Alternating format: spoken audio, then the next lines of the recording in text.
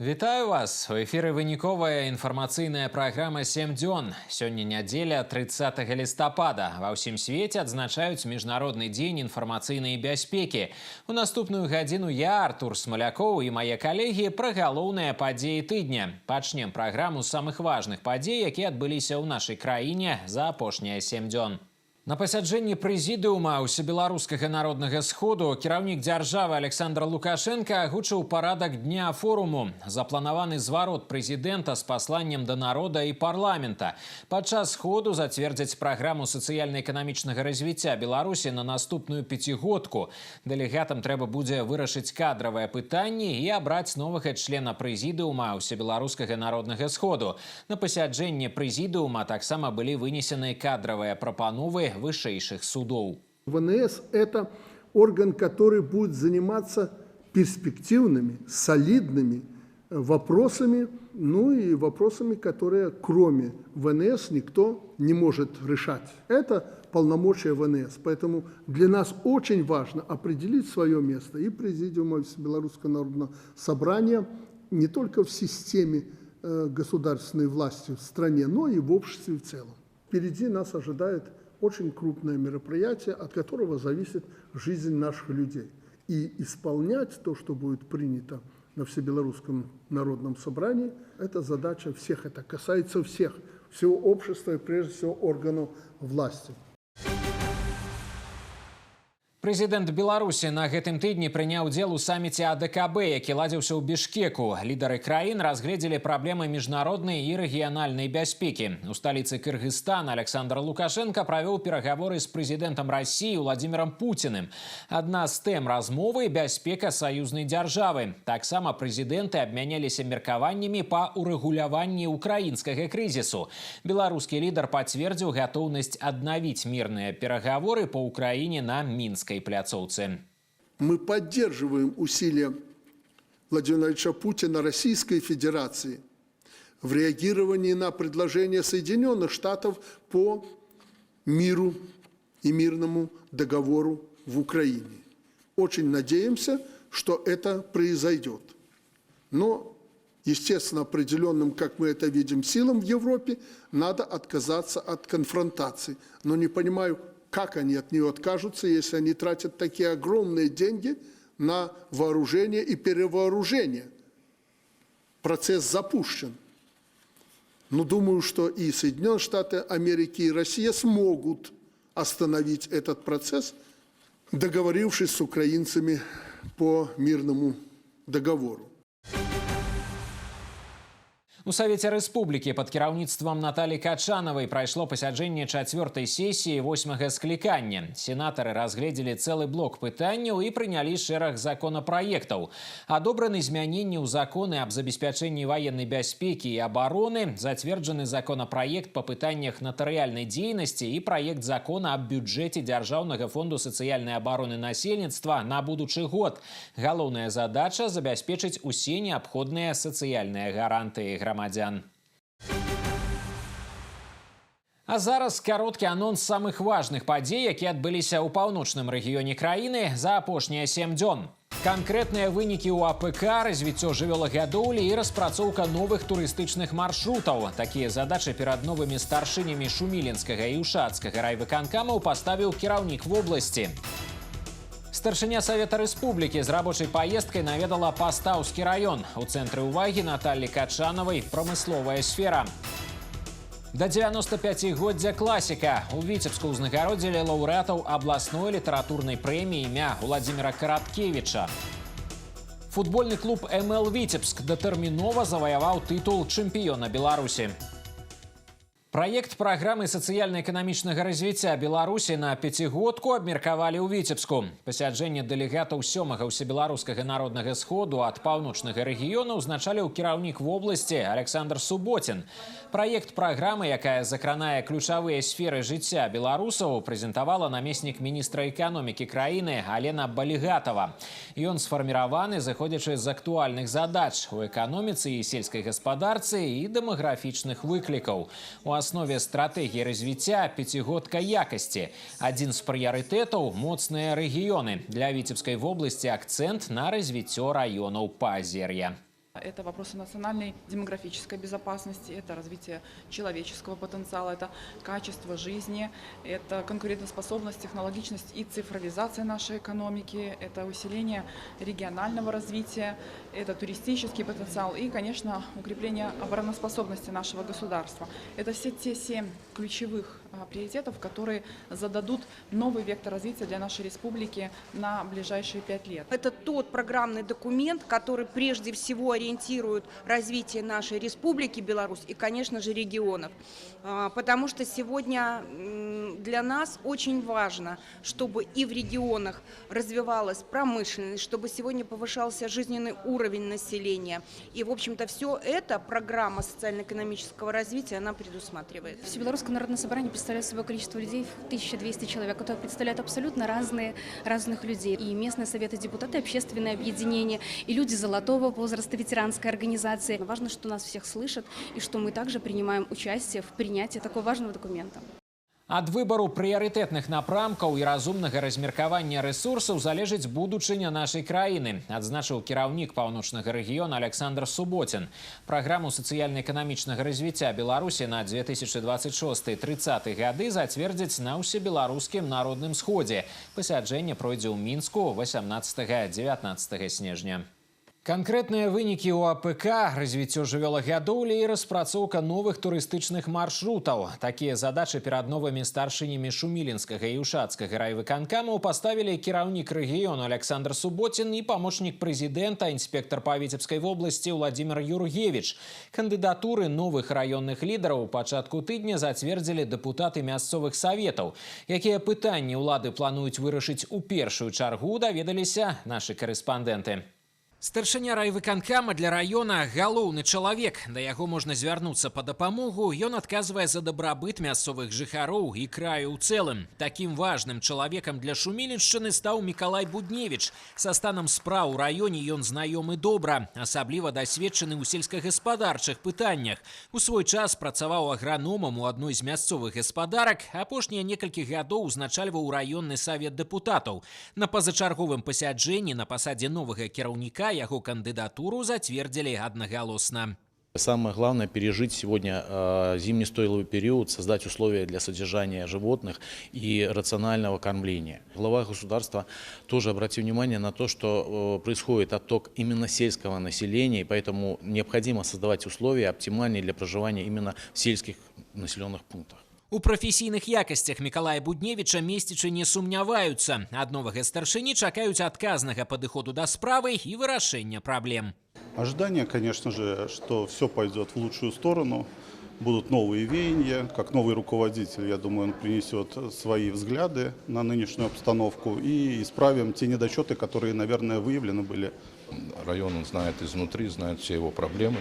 И я думаю, это человек, который способен реально внести достойный вклад в развитие нашего района.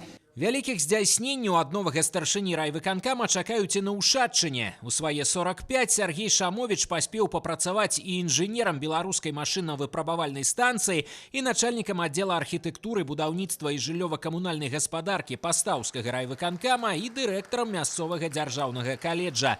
Прынёс шмат карысці малой радзіме. Як дасягнуць поспеху на новай пасадзе, выпускнік Беларускага дзяржаўнага аграрнага тэхнічнага універсітэта ведае дакладна.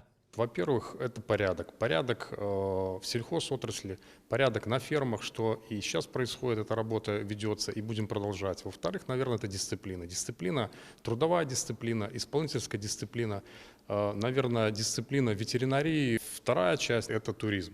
И экологический, и спортивный туризм. Сур'ёзныя задачы перад новымі кіраўнікамі раёну паставіў і прэзідэнт краіны, і кіраўніцтва вобласці. У спісе прыярытэтаў дысцыпліна, якасць і моцная кадравая палітыка. Менавіта гэтыя тры складальнікі павінны вызначаць эфектыўнасць работы, асабліва ў аграпрамысловым комплексе. На тэме сельскай гаспадаркі асаблівы акцэнт. Важна не проста выяўляць праблемы, а вырашаць іх сістэмна. Ушачек – это, конечно же, уклон в туристическую большую отрасль. В Шумилино, где мы с вами начинали, это уклон, наверное, больше на развитие промышленности. Это вместе с селом. Поэтому везде какие-то есть особенности, которые нужно максимально учесть для достижения максимально быстрого и большого результата.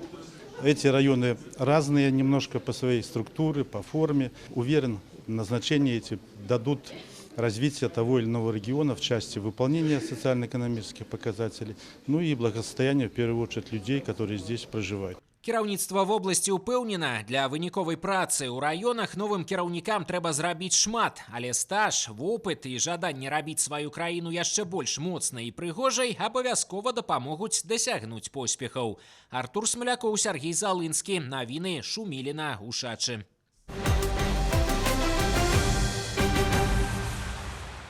Старшыня Савета Рэспублікі з рабочай паездкай наведала Пастаўскі раён. У цэнтры ўвагі прамысловая сфера. Па даручэнні прэзідэнта краіны створана рабочая група па садзейнічанні сацыяльна-эканамічнаму развіццю Віцебшчыны. Яе ўзначальваюць спікеры абедзвюх палат парламента. Задача сабраць інфармацыю, даць рэкамендацыі і дапамагчы палепшыць сітуацыю.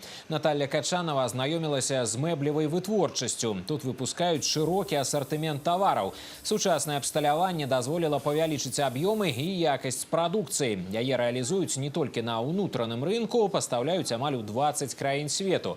Стратэгія развіцця яшчэ аднаго пастаўскага прадпрыемства па вытворчасці школьнай мэблі накіравана на павелічэнне аб'ёмаў, прымяненне новых тэхналогій, мадэрнізацыю магутнасцяў і пашырэнне рынкаў збыту.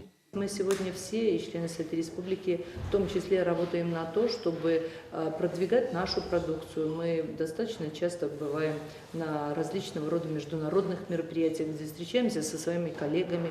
Мы предлагаем сотрудничество в рамках развития наших совместных производств и предприятий. Вы знаете, мы проводим форумы регионов Беларуси, России, узбекско-белорусский, белорусско-узбекский форум. Почему говорю так и так? Потому что один год у нас, один год в Узбекистане, где тоже заключаются контракты, которые потом, несомненно, дают свои результаты и вносят весомый вклад в экономику нашей страны.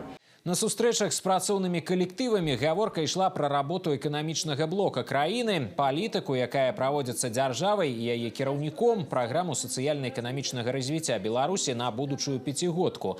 Абмеркавалі пытанні аховы здароўя, сацыяльнага абслугоўвання, гандлю. Старшыня Савета Рэспублікі адзначыла, што развіццю рэгіёнаў сёння надаецца асаблівая ўвага на дзяржаўным узроўні. Інавацыі і імпартазамяшчэнне. У Віцебскім раёне запусцілі пасля рэканструкцыі камбікормавы цэх. Праект агульным коштам звыш 100 мільёнаў рублёў рэалізавалі на віцебскай бройлернай птушкафабрыцы. У адкрыцці новага аб'екта прынялі ўдзел старшыня палаты прадстаўнікоў нацыянальнага сходу Беларусі, упаўнаважаны прадстаўнік прэзідэнта ў Віцебскай вобласці Ігор Сергіяенка і кіраўнік паўночнага рэгіёна Александр Суботін. Адзначылі значнасць вытворчасці не толькі для прадпрыемства, а і ў цэлым для аграрнай галіны вобласці. Новыя тэхналогіі дазволяць істотна нарасціць магутнасці камбікормавай вытворчасці да 225 тысяч тонн прадукцыі ў год. Гэта поўнасцю закрые патрэбы прадпрыемства ва ўласных кармах для птушкі і буйной рагатай жывёлы і дазволіць аптымізаваць затраты і гарантаваць стабільна высокую якасць кармавой базы. Больш таго, увод цэха па перапрацоўцы соевых бабоў і экструзіі зерня дазволіць знізіць закупку дарагой імпартнай сыравіны. У выніку можна будзе атрымліваць больш танныя кормы высокай якасці. Благодаря проекту у нас появился цех кормов номер 2, который будет производить корма для родительского стада и финишного поголовья. Также появился цех по переработке соевых бобов и экструзии зерна. Увеличили мощности по хранению элеваторного хозяйства.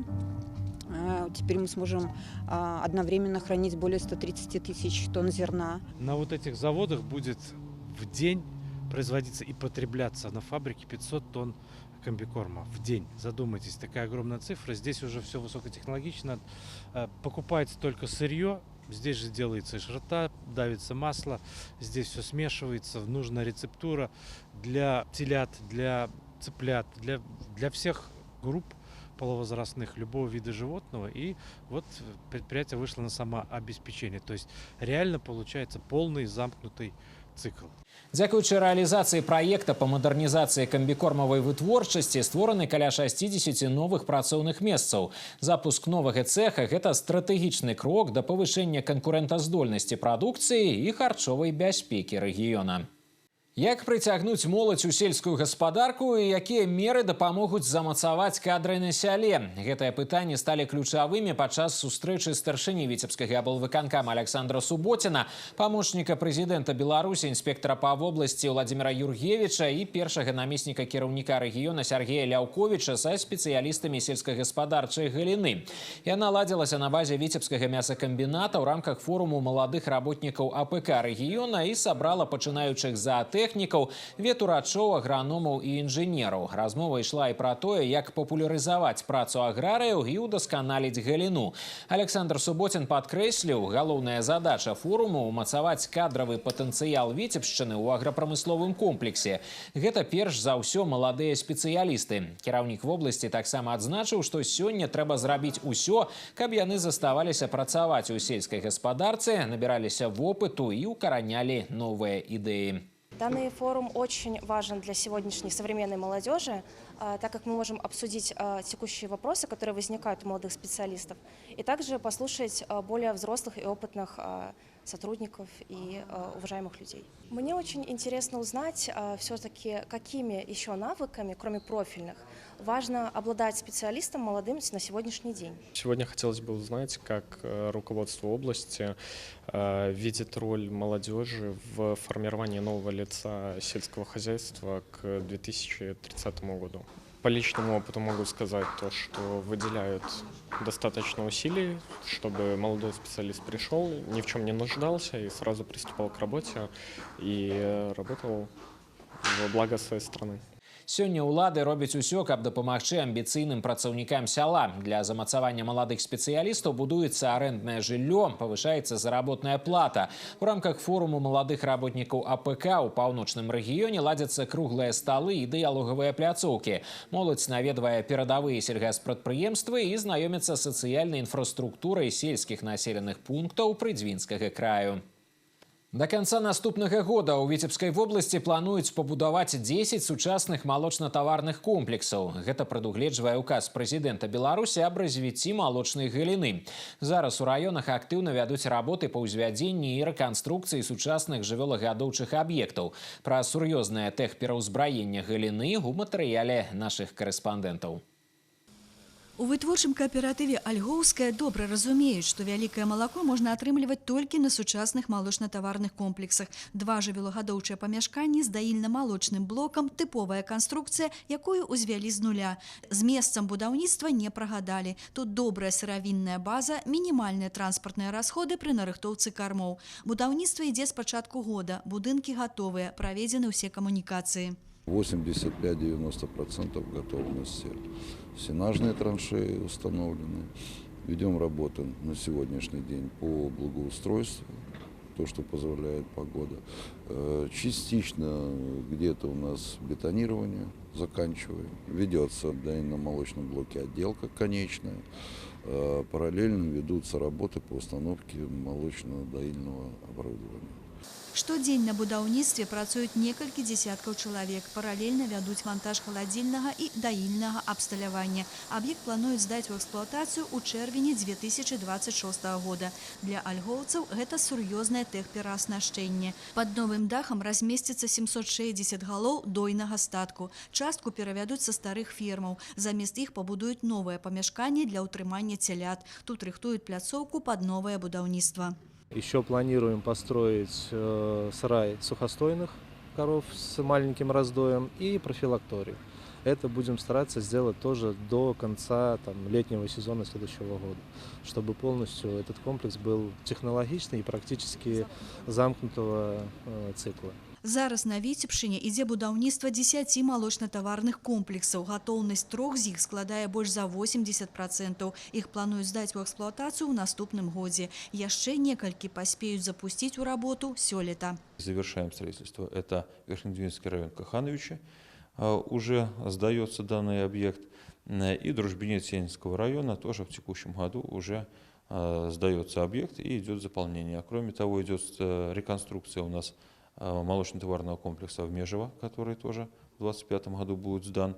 Ну и в начале еще года в Витебском районе тоже комплекс был сдан после реконструкции. У наступным годзе ў паўночным рэгіёне распачнуць будаўніцтва яшчэ 5 малочна-таварных комплексаў. Запланавана да 2030 года перавесці пагалоўе буйной рагатай жывёлы на бяспрывязнае ўтрыманне. Такую задачу паставіў перад аграрыямі кіраўнік дзяржавы. Інна Кірыенкова, Сергей Залынскі, Яўген Тарбенка. Навіны, Віцебскі раён.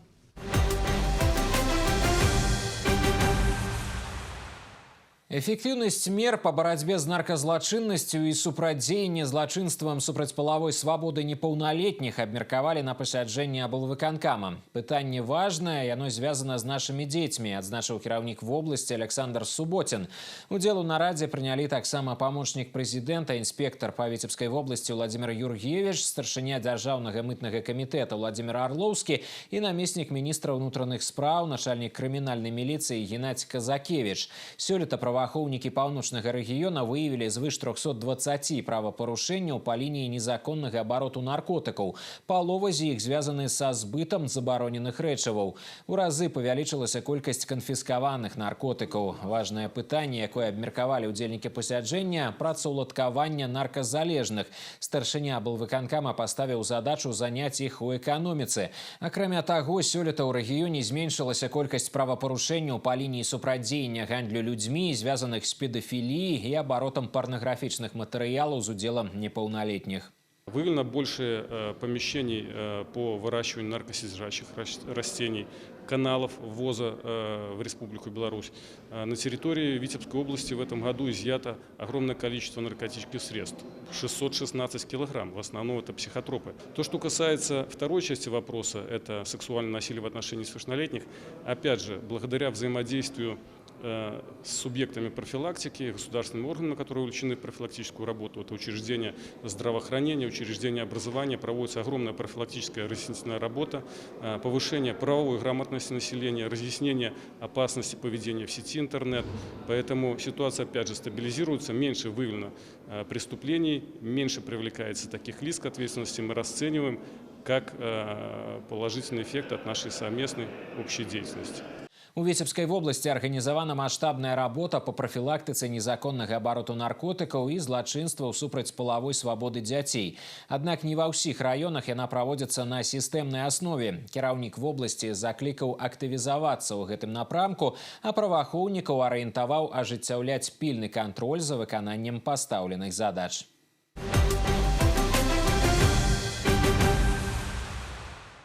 Подзвіг, які не сцерці. Больш за 100 раней няўлічаных воінскіх пахаванняў сёлета знайшлі на Віцебшчыне. Пра гэта стала вядома на абласным семінары, дзе абмеркавалі пытанні ўвекавечання і захоўвання памяці загінуўшых абаронцаў айчыны і ахвяр вайны.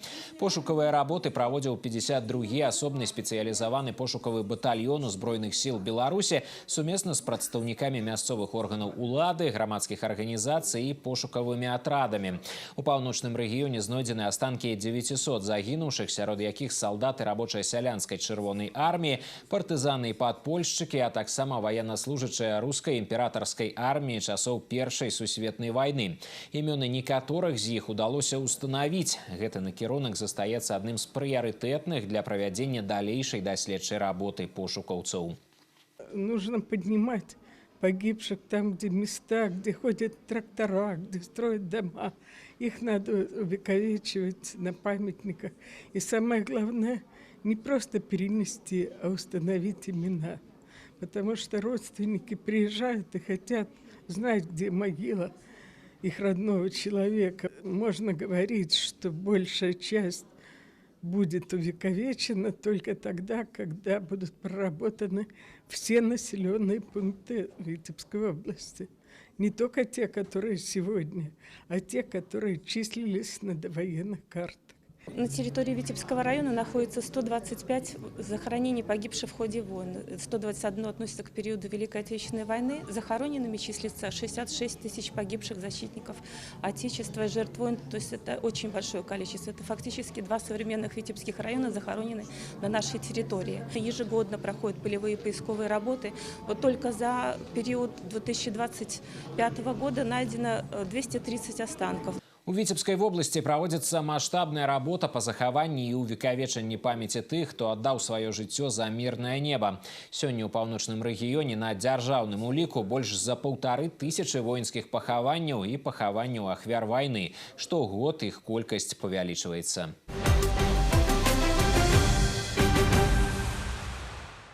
Працоўныя перамогі умелых, руплівых, старанных. Вынікі трэцяга працоўнага семестра 2025 года падвялі ў паўночным рэгіёне. На урачыстай цырымоніі ўзнагародзілі лепшыя студэнцкія атрады, іх камандзіраў і камісараў. Адзначылі арганізацыі, якія прынялі моладзь на работу. Урачыстасці аб'ядналі больш за 200 байцоў студэнцкіх атрадаў, прадстаўнікоў тэрытарыяльных штабоў, кіраўнікоў арганізацыі і ветэранаў камсамолу. Сумесная праца на карысць краіны дысцыплінуе і выхоўвае, дае досвед і новае моцнае сяброўства. На падвядзенні вынікаў семестра студатрадаўцы арганізавалі інтэрактыўныя пляцоўкі і агульнаатрадныя спеўкі. Атмасфера зарадзіцца энергіяй дружбы і творчасці. Мы одержали победу на всебелорусской молодежной стройке в проекте «Наш отряд». Наш отряд одержал победу на республиканских проектах «МАЗ» и «Автозаводец». Наши проекты подают пример всей стране, и это очень важно. Для нас это, конечно, тоже огромный интерес, потому что это действительно огромная помощь в наших хозяйствах, на предприятиях и так далее. Наниматели все с большим интересом относятся к этому движению студотрядовскому. Работали в этом году мы на МАЗе, большой завод. Ребят распределили на разные места. Кто-то работал в гальванических цехах, кто-то в цехах сборки автомобилей. Я лично работал на конвейере. Наш отряд работал на всебелорусской молодежной стройке «Память поколений». Это объект строительства Национального исторического музея Беларуси. Наш отряд занимался оштукатуриванием стен, подготовкой помещений под заливку бетона. Студотряды дают возможность познакомиться с ребятами по всей Беларуси и найти новых друзей, знакомства, научиться чему-то новому. Больш за 7 тысяч маладых людзей ад 14 і старэйшых сёлета сталі байцамі студатрадаў. Моладзь Віцебшчыны працавала ў сельскагаспадарчых, вытворчых і экалагічных, педагагічных, медыцынскіх і сервісных атрадах, а таксама на ўсебеларускай моладзевай будоўлі, памяць пакаленняў, на будаўніцтве Нацыянальнага гістарычнага музея Беларусі і парку народнага адзінства. Каля 500 навучэнцаў сабраў першы абласны форум профільных класаў інжынернай накіраванасці. Яго арганізавалі Галоўнае ўпраўленне па адукацыі аблвыканкама, абласны інстытут развіцця адукацыі і Полацкі дзяржаўны універсітэт імя Еўфрасіні Полацкай. Удзел у мерапрыемстве прынялі школьнікі з усёй Віцебскай вобласці. Вядучыя прадпрыемствы паўночнага рэгіёна падрыхтавалі для будучых інжынераў выставы прэзентацыі. Паспрабаваць сябе ў інжынернай справе падлеткі змаглі падчас майстар-класаў, а педагоги обменялись практичным опытом. На форуме работают площадки наших ведущих предприятий Витебской области, где ребята могут услышать те условия работы их на первом месте, те престижные специальности. Ну а самое главное, что на предприятиях молодежь ждут. Больше 20 сегодня будет работать площадок мастер-классов по разным направлениям. Наши 4 факультета технических представили свои интерактивные площадки, где ребята смогут не просто узнать, кто такой инженер, а действительно погрузиться в инженерную деятельность. Состоялся первый набор выпускников классов инженерной направленности. Ребята по льготной траектории уже поступали. И могу отметить, что и в целом по республике выпускники, больше 70% выпускников инженерных классов поступили по своему направлению, по инженерному направленности. Можно пообщаться со всеми, можно познакомиться, найти общие интересы с другими, узнать, кто куда хочет поступать. Вот можно найти даже, что вам понравилось, фирмы какие-нибудь, можно взять целевое даже у них. Мастер-класс, который проходит сегодня, довольно интересный, потому что все показывают, как это работает и что они объясняют. То есть дают взаимодействовать, и на самом деле университет привлекает. Я рассматриваю направление именно программиста, потому что с детства интересно быть в компах, все писать, как работает, что. Либо инженерная направленность, потому что тоже весьма интересная работа и достойная заработная плата. Першы абласны форум профільных класаў накіраваны на прафарыентацыю школьнікаў, іх інтэлектуальнае і творчае развіццё, а таксама на папулярызацыю прафесій інжынернага профілю.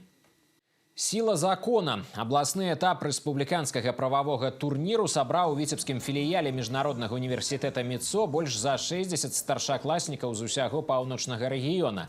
Гэта пераможцы раённых адбораў. Інтэлектуальныя спаборніцтвы праходзяць у фармаце онлайн-тэсціравання. Школьнікі адказваюць на 20 пытанняў па асновах права. Час на выкананне заданняў абмежаваны паўгадзіны. Турнір праводзяць для прававой асветы падлеткаў, павышэння іх цікавасці да законодавства, формирования правовой культуры. Первый раз участвую, совершенно как-то не ожидал, что попаду, потому что большая очень конкуренция, достойные соперники. Я обожаю право, я собираюсь связать мою жизнь с юриспруденцией, собираюсь поступать на юридический факультет, поэтому это, безусловно, интересно для меня. Конкурс для меня действительно интересный, потому что в будущем я хочу связать свою жизнь с правом, и на данный момент это такой толчок и возможность развиваться в данном направлении еще в стенах собственной гимназии. В этом году новацией у нас является проведение написания эссе. Одним из таких этапов, в проведении турнира, помимо тестовых заданий на знание основного закона нашей страны, Конституции Республики Беларусь, ребята пишут эссе творческое.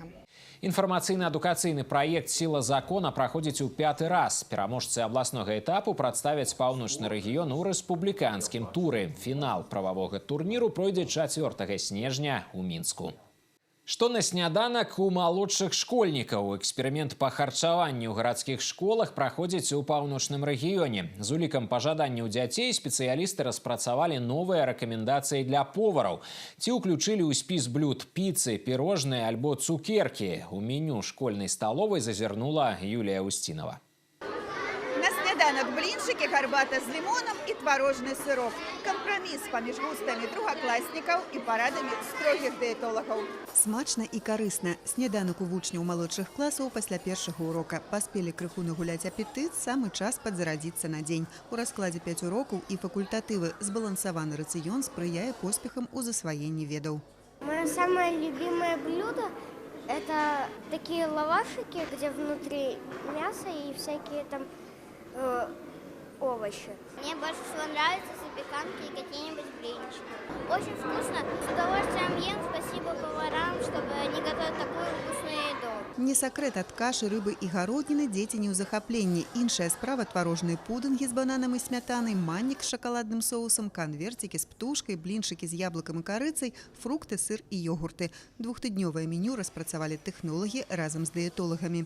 Повара, конечно, стараются очень стараются всегда придумать что-то интересное, разнообразное, стараются угодить каждому, потому что действительно детки все разные, вкусовые предпочтения у всех разные. Меркаванні школьнікаў, іх бацькоў і настаўнікаў прааналізуюць і улічаць. Галоўная мэта эксперыменту – распрацаваць рацыён так, каб падабалася дзецям і зменшыць адходы, адпаведна рацыянальна выкарыстоўваць бюджэтныя сродкі. Детки начали больше кушать, и мы видим больше пустых тарелок. Нами заведен специальный журнал вкусовых предпочтений, где после каждого приема пищи у нас взвешиваются отходы, каждое блюдо и даже напитки. У пілотным праекце прымаюць удзел 15 школ Віцебска, Полацка і Новополацка, Оршы і Лепеля.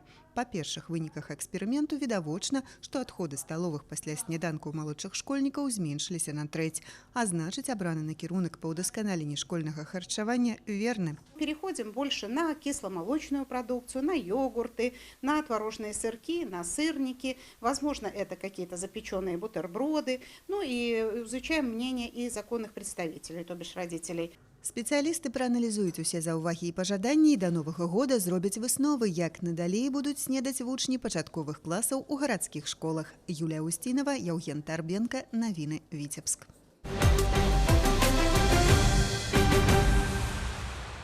Класік зямлі пад белымі крыламі. На гэтым тыдні споўнілася 95 гадоў з дня нараджэння паэта, празаіка і драматурга Владзіміра Караткевіча. Прыхільнікі яго творчасці, літаратары і грамадскія актывісты сабраліся каля помніка славутаму земляку ў Віцебску.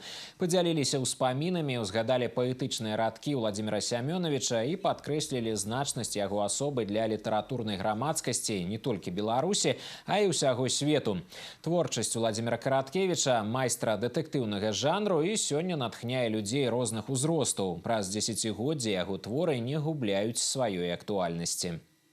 Там праходзіў твой шлях, дзе гучалі сівыя легенды, дзе мінулых стагоддзяў ажывалі старонкі застылыя, і спрадвечны той скарб, пакуль мова жывая, нетленный. Интерес к литературе не ослабевает, всегда пользуется спросом и востребовано у наших посетителей. И библиотеки ведут активную работу для того, чтобы популяризировать творчество Владимира Семеновича. Организуются мероприятия, выставки литературы, проводятся разнообразные творческие, активные мероприятия. Его творчество является примером того, как нужно писать, как нужно передавать свою любовь к Отечеству и как нужно владеть мастерством, чтобы суметь изобразить таких героев литературных, которые вошли бы в память и жили вечно.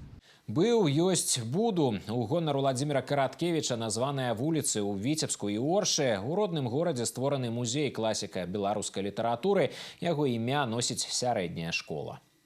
Лаўрэатаў абласной літаратурнай прэміі імя Владзіміра Караткевіча ўзнагародзілі ў Віцебску. Пераможцаў вызначылі ў некалькіх намінацыях: паэзія, проза і прапаганда жыцця і творчасці класіка беларускай літаратуры. Адзначылі творчыя дасягненні Інны Саламахі. Лепшым стаў яе зборнік вершаў «Лістаслоўе», які выйшаў пад псеўданімам Інна Мароз. Сярод празаікаў вылучылі Анатоля Бруцкага з кнігай гістарычных аповесцяў і нарысаў «Аксельбанты» фельдмаршала Гуркі. Лаўрэатам абласной прэміі стаў таксама калектыў беларускага тэатра «Лялька» за пастаноўку «Кацёл з каменьчыкамі». Безумоўна, для мяне гэта таксама вельмі шчырыя, хвалюючыя пачуцці, яны мяне перапаўняюць. І да апошняга моманту для мяне гэта была нечаканасць. Кніга «Лістаслоўе» адкрывае тыя мае старонкі таямнічых пачуццяў да ўсяго таго, што мяне акружае, і перш за ўсё гэта людзі. Людзі, якія сустракаліся мне на маім шляху. Гэта моя сям'я, мае блізкія. І там закранаюцца менавіта вось гэтыя шчымлівыя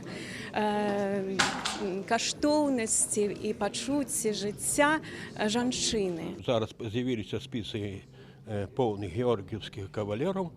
Я вам скажу, такія лёсы драматычныя наших людей, наших земляков. И гэтыя люди у нас невядомыя. Я собрал где-то 10-37 полных георгиевских кавалеров. И они есть амаль во всех районах. Просто это целина для наших читачов, вот гэтыя материалы. Абласная літаратурная прэмія імя Владзіміра Караткевіча была зацверджана Віцебскім абласным выканаўчым камітэтам у 2000 годзе. Яна прысуджаецца пісьменнікам, дзеячам мастацтва і установам культуры. Сёлета ўзнагароджанне лаўрэатаў прайшло ў рамках святкавання 20годдзя з дня ўтварэння Віцебскага абласнога аддзялення грамадскага аб'яднання «Саюз пісьменнікаў Беларусі». Кіраўнік дэпутацкага корпусу паўночнага рэгіёна Дмітрый Дзямідаў уручыў старшыні абласной пісьменніцкай арганізацыі Тамары Красновай-Гусачэнка грамоту абласнога савета дэпутатаў за шматгадовую творчую дзейнасць.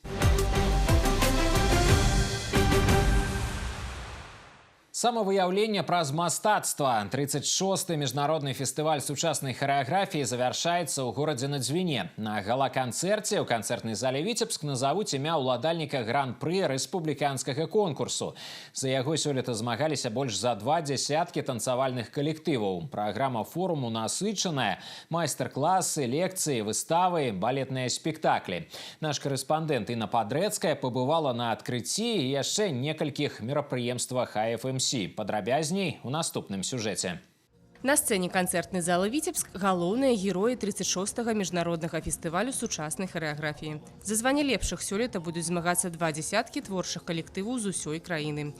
Сярод іх і навічкі, якія толькі пачынаюць сваё знаёмства з IFMC, і тыя, хто даўно ўсім сэрцам полюбіў гэты унікальны форум. Мы здесь уже второй раз, но уже как-то по-другому немножечко ощущается, немножечко не более волнительно, а более ответственнее, что ли. Нельзя занижать планку. Вот. Но мы готовы ко всему. Коллектив участвует в фестивале уже давно, уже 5-й или 6-й раз. И приезжаем сюда ежегодно по традиции, участвовать в мастер-классах, смотреть на других участников, участвовать самим. Канкурсантаў і гасцей фестывалю прывітаў кіраўнік вобласці Александр Суботин.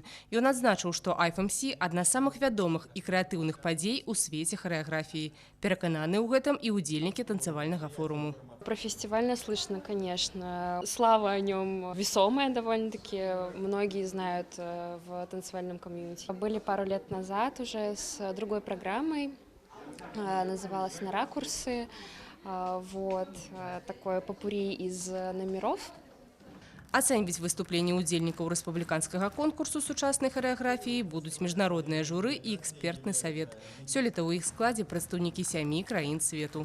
Бывает так, что продуманная, отточенная до нюансов работа не вызывает какого-то отклика и у жюри, например, у зрителя, да, а какая-то работа, казалось бы, аутсайдер, вдруг выстреливает. Потому что именно в этот момент все совпало. Энергия исполнителей, восприятие зрителей, магия сцены. И когда все это вместе совпадает, вот, и в этом сложность работы жюри. Потому что нужно успеть впечатлиться, а потом холодным разумом, так сказать, работу успеть проанализировать. Сімвалічным падарункам да адкрыцця фестывалю сталі харэаграфічныя мініяцюры расійскага балета «Москва» музычнага тэатра «Новая опера». З дапамогай рухаў і жэстаў артысты расказалі 3 цікавыя гісторыі.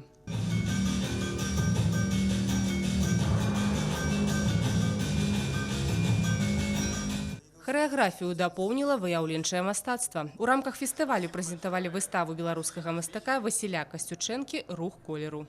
Мы живем здесь в это время, и хореография, и живопись, понимаете? И мы чувствуем много влияния времени на нас, на наши чувства. Искусство ведь оно попадает в душу прекрасно, оно это лечит. И цвет, и хорошая постановка.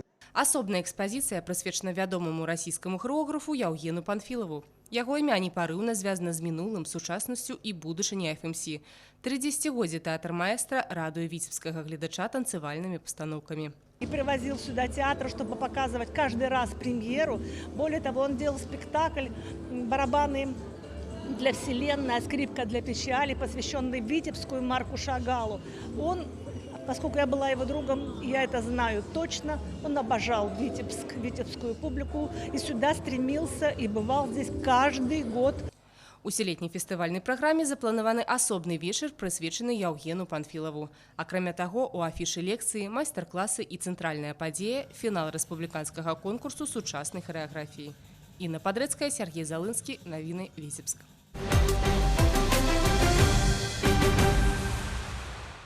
Спартыўная драма. Прэм'ерны паказ карціны «Пераломны момант» беларускага рэжысёра Дмітрая Сарокі адбыўся ў Віцебску. Карціна створана нацыянальнай кінастудыяй «Беларусьфільм» пры падтрымцы Беларускай федэрацыі веславання. Галоўны герой – 14-гадовы падлетак, узыходзячая зорка акадэмічнага веславання. Пасля правалу на спаборніцтвах, цяжкай траўмы і страты даверу каманды Артём Савічаў аказваецца перад складаным выбарам – здацца альбо даказаць усім і перш за ўсё самому сабе, на што здольны.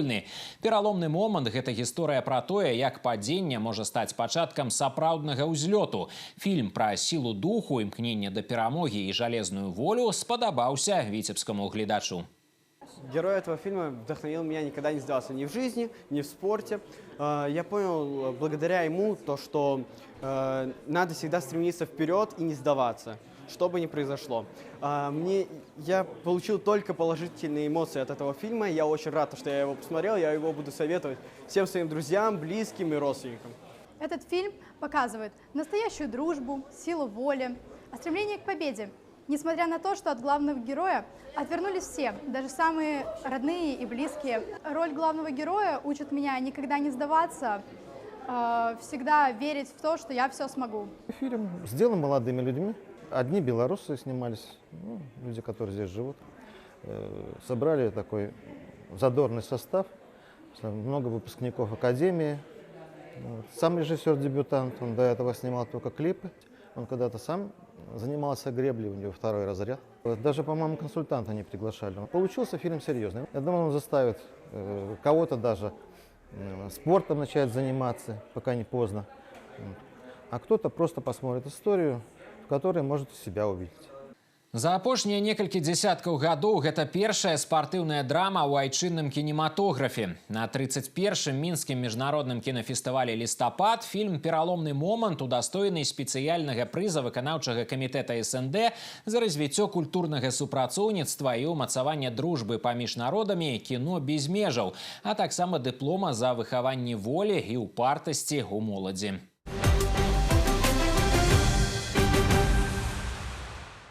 Футбольны клуб МЛ «Витебск» датэрмінова заваяваў тытул чэмпіёна Беларусі. У перадапошнім туры падапечныя Михаила Мартиновича на домашняй арэне прымалі Гомель. МЛовцы па-гаспадарску разабраліся з сапернікам і аформілі разгромную перамогу з лікам 5-0. З чэмпіёнствам каманду і трэнерскі штаб павіншавала кіраўніцтва вобласці і горада. Падрабязнасці пераможнай гульні ў матэрыяле нашых карэспандэнтаў. Убачыць гістарычную перамогу МЛ «Витебск» нядзельным вечарам прыйшлі 1000 гараджан. Трыбуны віцебскага ЦСКА запоўнены амаль цалкам. І гэта пры дастаткова халодным восеньскім надвор'і. Імкненне падтрымаць каманду і стаць сведкамі унікальнай падзеі аб'яднала балельшчыкаў розных узростаў. Надеюсь, что будет красивая победа, которая подарит много положительных эмоций городу Витебску. И наконец-таки получим историческую победу в Витебске. Я люблю футбол, люблю игру. Я болел за Витебск всегда. Но появилась вторая команда, которая по игре, она прекрасна. И я считаю, что наш город Витебск достоин быть первым. Каб адкрыць ліку матча, мэлаўцам спатрэбілася 25 хвілін.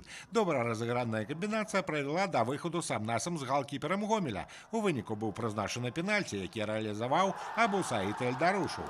Яшчэ ў адным з эпізодаў гамельчан выратавала перакладзіна. Далей гаспадары забівалі галы на любы густ. Рабілі гэта пасля падачы вуглавых і удараў здалёк. У выніку каманда з берагоў Сожа 4 разы была вымушана пачынаць гульню з цэнтра поля. Пасля першага тайма МЛ «Витебск» упэўнена вядзе ў ліку 4-0. За гэтай гістарычнай падзеяй назіраюць 6655 балельшчыкаў, якія проста ўпэўнены, што зрабіць камбэк у Гомеля ніякім чынам не атрымаецца. Пасля перапынку малюнак гульні не змяніўся. Гаспадары хутка пагасілі наступальны націск саперніка і пайшлі наперад. Моманты забіць былі, але мяч толькі аднойчы трапіў у сетку. У выніку віцебляне перамаглі і заваявалі першы чэмпіёнскі тытул у гісторыі клуба.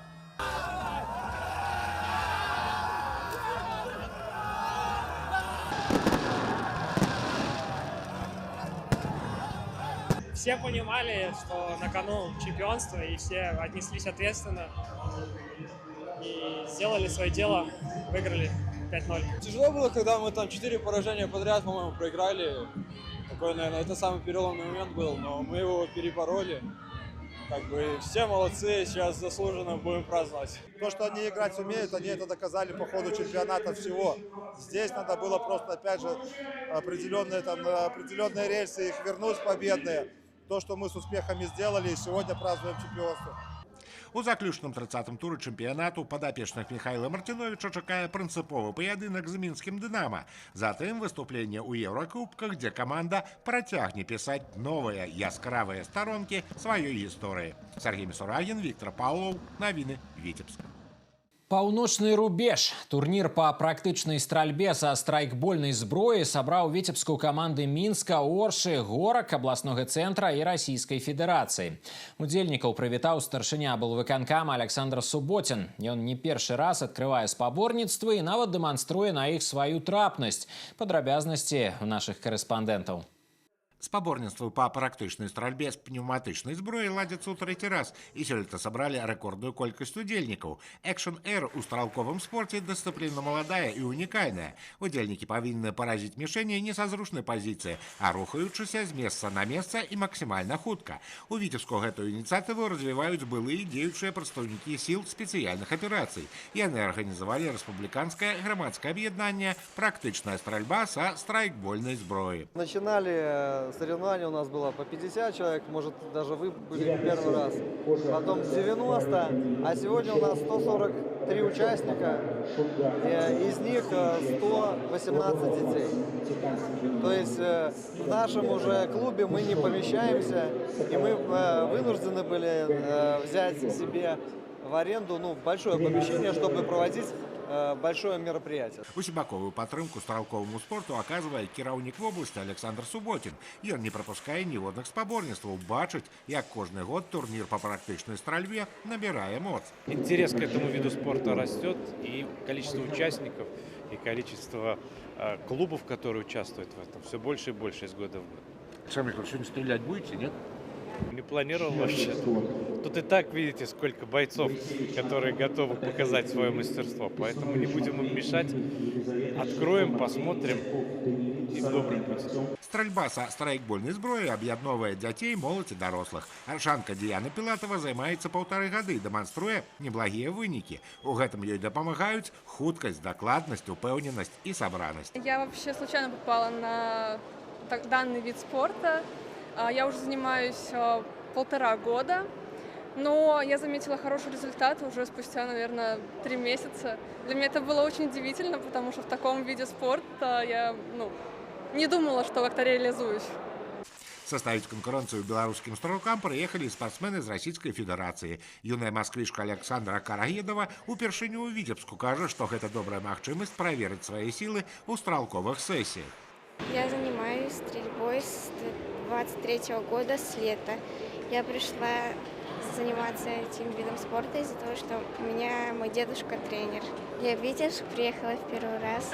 У меня еще не было первых мест. Я недавно начала стрелять в зачете. Буду выступать в команде от 11 до 14 лет. Арганізатары спаборніцтваў распаўсюджваюць вопыт Віцебскай вобласці на рэгіёны Беларусі, каб правесці паўнацэнны чэмпіянат краіны па практычнай стральбе з пнеўматычнай зброі. Сергей Мисурагин, Станислав Дудин. Навіны, Віцебскі раён. Упартая барацьба, яркія перамогі і эмацыянальнае інтэрв'ю. Надышоў час расказаць пра самыя цікавыя спартыўныя падзеі, якія на працягу 7 дзён адбываліся ў паўночным рэгіёне. Слова Сергею Мисурагину. Самыми яскравыми спартыўнымі падзеямі на мінулым тыдні, на мой погляд, сталі адкрытае першынство паўночнага рэгіёна па лёгкай атлетыцы, памяці заслужанага трэнера БССР Самуіла Беленькага і адкрыты чэмпіянат Віцебскай вобласці па скачках на батуце. Больш за 500 спартсменаў сабрала ў горадзе над Двіной адкрытае першынство паўночнага рэгіёна па лёгкай атлетыцы, памяці заслужанага трэнера БССР Самуіла Беленькага. Ён быў першым дырэктарам сучаснага віцебскага вучылішча алімпійскага рэзерву і заклаў падмурак для паспяховых выступленняў беларускіх спартсменаў на рэспубліканскай і міжнароднай арэнах. Спаборніцтва адкрылі зімовы сезон у айчынных лёгкаатлетаў. Яны высвятлялі мацнейшых у 2 узроставых групах. Составіць канкурэнцыю гаспадарам прыехалі сталічныя атлеты, а таксама прадстаўнікі расійскіх рэгіёнаў са Смаленска, Вязьмы і Вялікага Новгорода. Порядка 500 спортсменов. Соревнования открыты. Мы рады видеть представителей различных регионов Республики Беларусь, ну и, конечно же, наших гостей с Российской Федерации. Можно сказать, что сегодня, накануне зимнего сезона, здесь собралась элита легкой атлетики. Мы уверены, здесь будут показаны очень высокие спортивные результаты. Этот старт позволяет им подготовиться к областным соревнованиям, проверить свою степень готовности. Еще есть время повлиять немножечко на свой стартовый потенциал, внести какие-то корректировки тренерам, спортсменам, для того, чтобы выйти на наилучший результат именно в зимнем сезоне. Сейчас пока что все хорошо. Хочу прыгнуть по личнику, тренировалась тоже много. Надеюсь, все на этих соревнованиях будет хорошо и на 60 метров с барьерами, и на длине тоже. Сейчас у меня первый взрослый. Планирую выполнить КМС на 400 или на 60 метров с барьерами. Очень хочется. По выніках спаборніцтваў трэнеры і спецыялісты сфарміравалі зборную каманду Віцебскай вобласці. Лёгкаатлеты будуць абараняць гонар паўночнага рэгіёна на міжнародным турніры па лёгкай атлетыцы памяці героя Савецкага Саюза Дмітрия Карбашева. Спартыўны форум пройдзе ў Брэсце 4-6 снежня. Пераможцы адкрытага чэмпіянату Віцебскай вобласці па скачках на батуце будуць абараняць гонар Віцебскай вобласці на міжнародных спаборніцтвах на прызы заслужанага майстра спорту Беларусі Таццяны Пятрэні. Абласны турнір сабраў у горадзе над Двіной больш за 40 спартсменаў. Гэта выхаванцы спартыўнай дзіцяча-юнацкай школы алімпійскага рэзерву нумар 1. Спартсмены выступалі толькі па праграме кандыдатаў у майстры і майстроў спорту. Спецыялісты адзначылі высокі ўзровень канкурэнцыі за месца ў саставе зборнай Прыдзвінскага краю. Конкуренция у нас будет как и у юношей, так и у девушек. У всех достаточно сложные программы. Все готовы бороться за самые высокие места и как здесь, так и на международных соревнованиях. У нас был довольно большой период между первыми и последними соревнованиями и этими. Поэтому у нас было время наработать новые комбинации, улучшить качество прыжков и поднять высоту. Міжнародныя спаборніцтвы па скачках на батуце на прызы заслужанага майстра спорту Рэспублікі Беларусь Таццяны Пятрэні сёлета пройдуць у Магілёве з 8 па 12 снежня. На наступным тыдні балельшчыкоў чакаюць два паўночныя дэрбі. Хакейны клуб «Віцебск» праэкзаменуе Наваполацкі «Хімік». Валейбольная марка ВДТУ на выездзе будзе імкнуцца адняць ачкі ў Мінска. У Лідзе пройдзе Кубак Рэспублікі Беларусь па вольнай барацьбе, а ў Віцебску будзе ладзіцца адкрыты абласны турнір па дзюдо памяці майстра спорту СССР Сергея Ушакова. У панядзелак на лёд выйдзе хакейны клуб «Віцебск». У гасцях падапечнай Рамана Юпатова высветліць адносіны з Гомелем. Затым каманда атрымае некалькі дзён на адпачынак. У чацвер 4 снежня мядзведзі чакаюць у госці Наваполацкі «Хімік». Паўночнае дэрбі працягнецца ў суботу. У гэтыя ж тэрміны аршанскі «Лакаматыў» таксама на дамашняй арэне будзе імкнуцца зламаць супраціўленне авіятара. Нагадаю, што віцебляне зараз займаюць 5-й радок у выніковым пратаколе. «Хімік» і «Лакаматыў» ідуць на 11 і 12 месцах адпаведна. Рушым далей. Валейбольны клуб марка ВДТУ 6 снежня на выездзе памерацца сіламі з Мінскам. Сталічныя валейбалісты з'яўляюцца аўтсайдерамі розыгрышу і не маюць ачкоў. У нядзелю працягнуцца і гульні баскетбольнага чэмпіянату. Рубон Моладзевая на Нясяведзі да Магілёўскага Барысфена-2. Абедзве каманды знаходзяцца на ніжніх радках турнірнай табліцы, але шансы віцеблян у гэтай спрэчцы выглядаюць лепш. Цяпер да іншых тэм. 1-3 снежня ў Лідзе пройдзе Кубак Рэспублікі Беларусь па вольнай барацьбе. Сярод прэтэндэнтаў на медалі ў асобных вагавых катэгорыях ёсць і спартсмены паўночнага рэгіёна. А ў Віцебску тым часам пройдуць спаборніцтва дзюдаістаў. Гэта 5-й абласны турнір на прызы старшыні абласнога аддзялення грамадскага аб'яднання Беларускай федэрацыі дзюдо і спаборніцтвы памяці майстра спорта СССР Сергея Ушакова. Тут лідарства спрэчаць 14-16гадовыя юнакі і дзяўчаты. Дзякуй, Сергей. А завершыць нашу праграму рубрика «Лайф». Міжнародны фестываль сучаснай харэаграфіі АФМС ў чарговы раз парадаваў жыхароў і гасцей горада на Двіне. Зараз прапаную паназіраць за самымі яркімі момантамі танцавальнага форуму і развітваюся з вами. Такой была карціна падзей паўночнага рэгіёна на гэтым тыдні. У інфармацыйнай праграме «7 дзён» убачымся ў наступную нядзелю на тэлеканале «Беларусь-4» Віцебск. Проект Марии Исаковой «Танец».